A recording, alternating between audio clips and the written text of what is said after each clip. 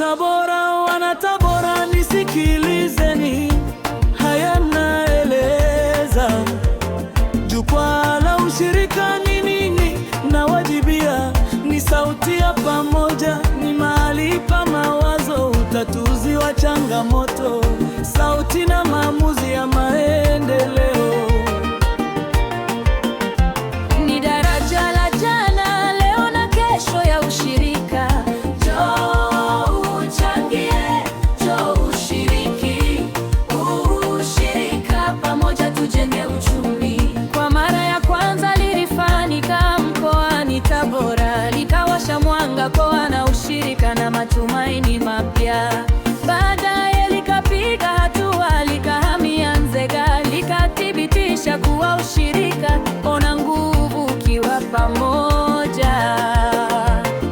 Njoo uchangie, njoo ushiriki.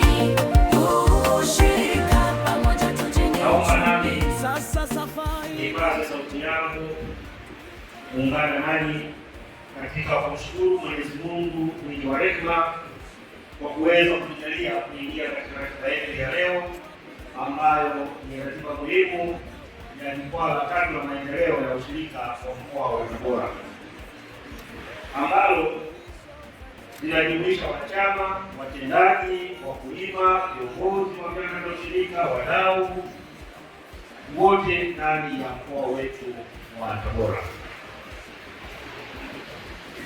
Aidha, naomba sasa niwaombe mpokee salamu za upendo kutoka kwa Mheshimiwa Mkuu wa Mkoa, ambaye kimsingi ndio alikuwa awe mgeni rasmi katika shughuli yetu ya leo. Ndugu wanaushirika wote mlioko ndani hapa, ikiwa ni pamoja na waratibu wa shughuli yetu ya leo, lakini na wadau, napenda sasa nichukue nafasi hii kuwapongeza sana kwa kufanikisha jukwaa hili kwa mara ya tatu ambalo limefanyika katika mkoa wetu huu wa Tabora. Nadhani ni mwendelezo mzuri. Ndugu wanaoshirika na wadau, serikali ya awamu ya 6 inaongozwa na Mheshimiwa Daktari Samia Suluhu Hassan.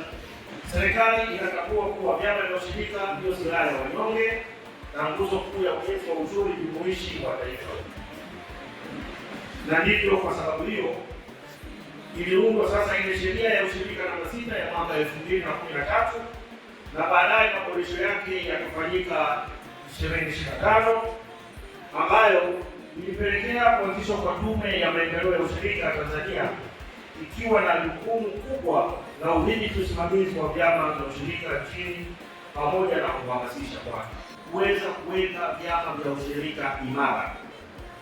Naomba sana tuhakikishe tunaielewa vizuri nafasi yetu. Hapa nikitazama katika hivi vyama vya ushirika, natamani muwaze hivi: nyinyi mlioko mbele hapa ndio mmeibeba mkoa wetu wa Tabora. Nyinyi ndio mna taswira nzima ya mkoa wa Tabora, lakini kwa kifupi kabisa, nyinyi ndio uchumi wa Tabora. Naomba niweke maelekezo kama ilivyoagizwa na Mheshimiwa Mkuu wa Mkoa kwamba sasa wakurugenzi, hakikisheni mnaweka nguvu zote kuhakikisha na kuwawezesha wataalamu wote wa kilimo wanafanya kazi vizuri na mashirikiano na ushirika. Lakini katika kuwezesha huko ni pamoja na kuhakikisha kila halmashauri lazima iwe na usafiri wa kutosha wa kuwezesha hao kuweza kufika maeneo yote. Tunatambua kwa wengine walipewa pikipiki, lakini lazima tuna vyombo ambavyo tunaweza kufika maeneo yote. Lakini kwa sababu shughuli za sasa hivi za utaalamu, nimeelekezwa kwamba sasa kila mtumishi katika ngazi hiyo tunayozungumzia hawezi walau kupata kompyuta mpakato au laptop kwa ajili ya kuwezesha kufanya shughuli hizi kuweza kufanya kisasa zaidi. Mmeelekezwa wakurugenzi wote kuweka macho yenu hasa katika shughuli kama hii ya kilimo, kwa sababu wao ndio taswira na uchumi wa mkoa wetu. Ndugu wanaushirika na wadau, Inaarifiwa kuwa kauli mbiu ya jukwaa la 3 la maendeleo ya ushirika mkoa wa Tabora kwa kauli inasema linda ushirika, chagua uadilifu. Ndugu zangu, ninawaomba tutaishi kwa kadri kauli mbiu yetu inavyotuelekeza.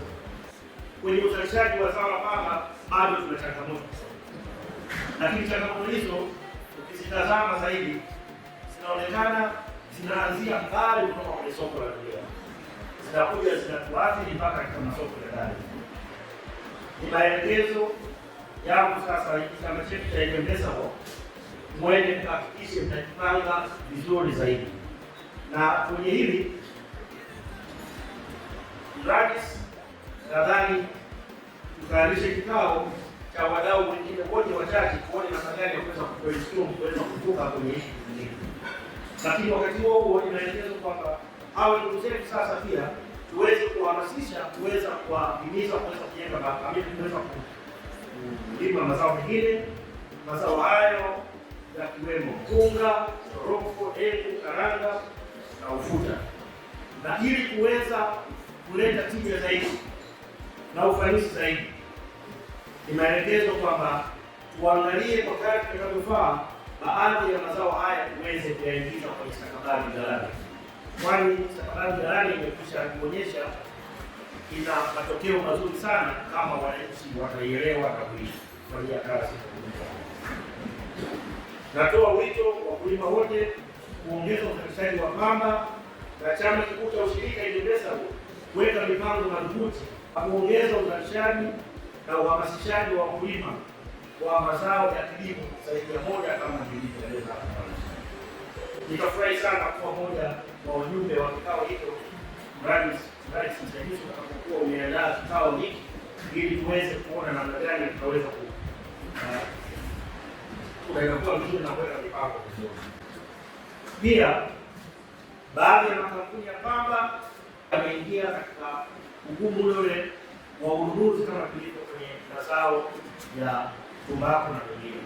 Wanunuzi, hakikisheni mnalipa jasho na wakulima. Mkulima anakaa miezi 18 na kuna wakati inashangaza na kusikitisha. Mkulima amelima Usinge, amelima Imalami hayo, ameuza hapa, amekuja kuuza Urambo, au ameenda kuuza hapa ndani ya Kaliua, lakini inapofika wakati wa kulipa hela yake, hivyo vyama vya ushirika na dini vikadai hela kwa bure. Mnunuzi ambaye bado ana deni hataruhusiwa kufanya biashara tena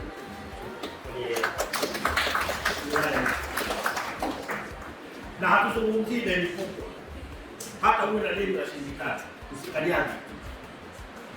Mkulima analima hapa, unakuja unachukua mazao hapa, unabeba hapa, hela anakuja kukudaia Morogoro.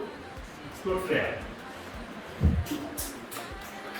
Kwa hiyo msisitizo wangu ni kwamba mkajipange na katika mazao mengine yote ambayo labda pengine na yenyewe baada ya kutengenezea vyama vya ushirika, kuhakikisha mkulima anyonyi tena kesho yake.